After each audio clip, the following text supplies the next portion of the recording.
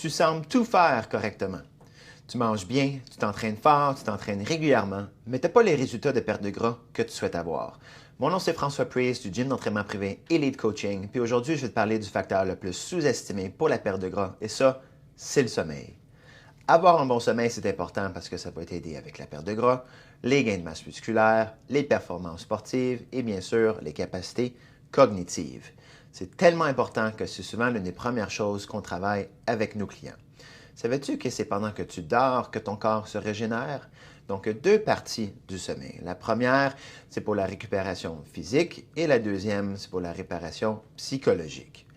Les experts estiment que les personnes qui dorment moins de 7 heures par nuit, ça peut créer des lésions cérébrales au fil du temps, perte de mémoire et c'est aussi relié à des maladies telles que l'Alzheimer's. Donc, personne ne veut ça.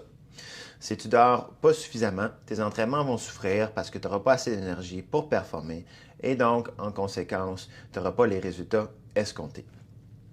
Donc, c'est pour ça que c'est l'une des premières choses qu'on travaille avec nos clients. Parce que le manque de sommeil ou manque de qualité de sommeil, non seulement ça va ralentir la progression de perte de gras, mais ça pourrait aussi stagner et avoir aucun résultat.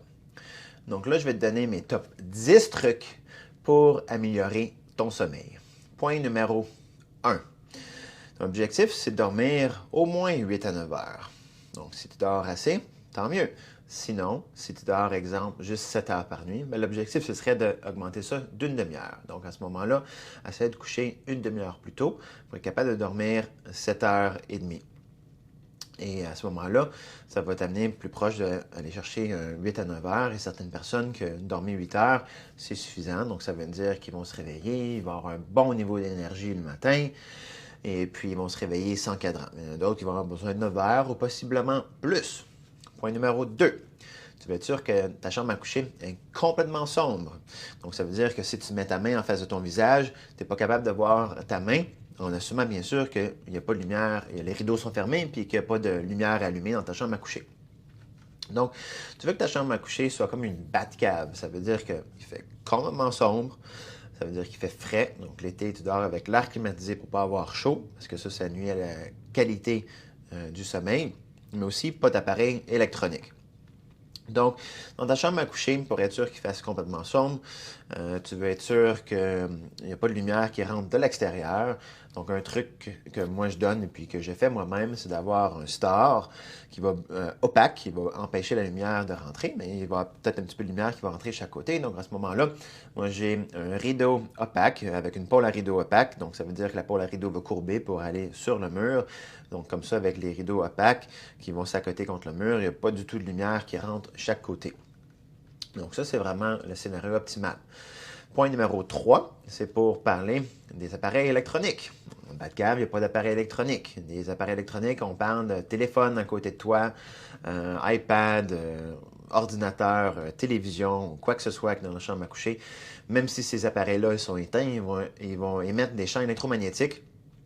Et ça va affecter les zones cérébrales qui va affecter la qualité du sommeil. Et donc ça baisse aussi la quantité ou la production de testostérone naturelle dans le corps, qui est une hormone qui aide à brûler du gras et gagner de la masse musculaire. Donc on en veut en quantité optimale pour nous-mêmes. Donc même les clients qui sont douteux de ça, ils sortent les appareils électroniques de leur chambre à coucher et ils remarquent tout de suite une amélioration au niveau de leur sommeil.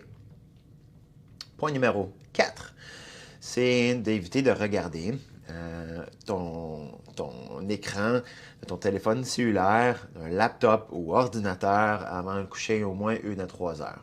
Si tu es obligé de travailler plus tard exceptionnellement ou d'être en face d'un écran comme ça, il y a des options. Sur le iPhone, tu as l'option Night Shift qui fait que la lumière bleue est moins présente, c'est plus orangé.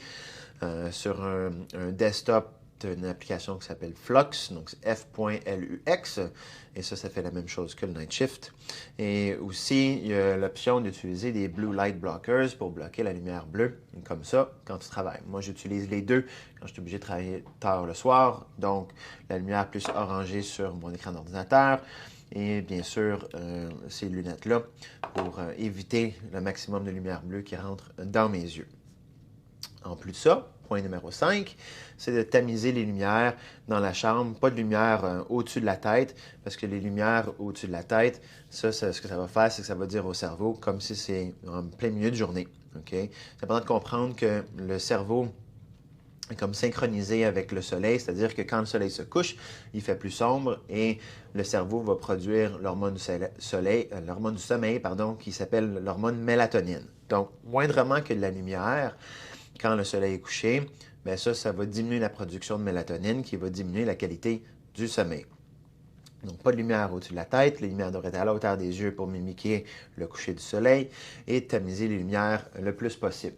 Ce que j'aime beaucoup utiliser le soir tard, c'est une lampe de sel Himalaya, okay, comme ça, qu'on branche. Ça, c'est une toute petite minuscule, mais ça existe en format différent. Moi, j'en ai plusieurs à la maison. Et puis ça va émettre une lumière plus orangée. Donc encore là, c'est plus relaxant, calmant. Et on n'a pas la lumière blanche ou lumière bleue qui va nous garder plus réveillés. Point numéro 6, c'est d'éviter de manger un 2 à 4 heures avant d'être couché pour donner un break au système digestif, pour être capable de mieux dormir. On peut seulement faire une chose à la fois. Donc, c'est en train de digérer et de dormir, bien sûr, la digestion ne sera pas optimale et le sommeil ne sera pas optimal. Point numéro 7, c'est pas de café en après-midi, spécialement si la difficulté à dormir. Okay? Donc, le café, c'est bon pour la santé. Mais pour donner un exemple, si tu bois un café, exemple, à midi, qui contient 100 mg de caféine, pour donner un chiffre rond simple, le café une demi-vie d'environ 5 à 6 heures. Donc, ça veut dire à 18 heures, il va encore rester 50 mg de caféine dans ton corps, et à minuit, il va rester encore un autre 25 mg. Donc, ça reste quand même assez longtemps.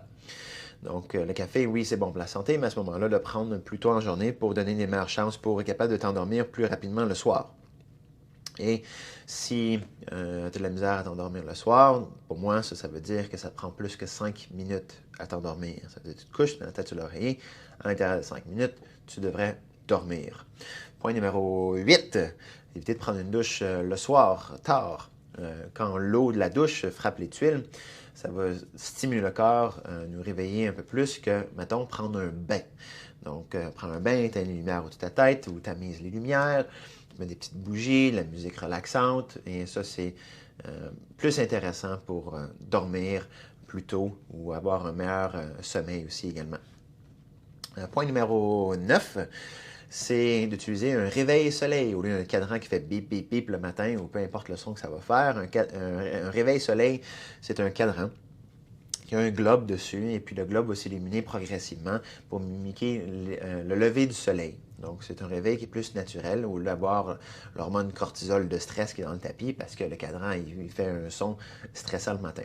Bien sûr, un réveil soleil va aussi avoir un backup, donc ça veut dire que le cadran va sonner si jamais tu ne te réveilles pas avec la lumière qui devient de plus en plus lumineuse dans ta chambre. Point numéro 10, le dernier point, c'est prendre un supplément de magnésium de qualité. Attention, les suppléments ne sont pas tous créés égaux. Donc, ça veut dire que tu peux acheter un supplément de magnésium qui va agir comme laxatif. Donc, ça n'a pas vraiment l'effet somnolent qu'on veut ou relaxant qu'on veut. Et même si tu prends un supplément de magnésium de qualité, ça ne veut pas dire que tu prends le bon magnésium pour toi au bon moment. Donc, c'est important de consulter un professionnel compétent, qui te connaît bien. Moi, j'ai plusieurs entraîneurs qui sont venus me voir pour des consultations, justement, qui ne dormaient pas bien. Oui, ils prenaient un supplément de qualité, mais ils ne le prenaient pas au bon moment. Et ça faisait en sorte que ça les stimulait pour les empêcher de bien dormir et de s'endormir rapidement. Donc, j'espère que tu as aimé ces trucs-là. Nous autres, on applique vraiment ces trucs-là avec nos clients, puis ils disent tous qu'ils ont un meilleur sommeil, donc un meilleur niveau d'énergie, une meilleure capacité cognitive, des meilleurs entraînements qui font en sorte qu'ils ont des meilleurs résultats de perte de gras, de gain de masse musculaire, de capacité cognitive pour mieux performer au travail, mais aussi dans leur sport. Donc, merci pour ton écoute, puis si tu as aimé ma vidéo, merci de la partager et bon dodo!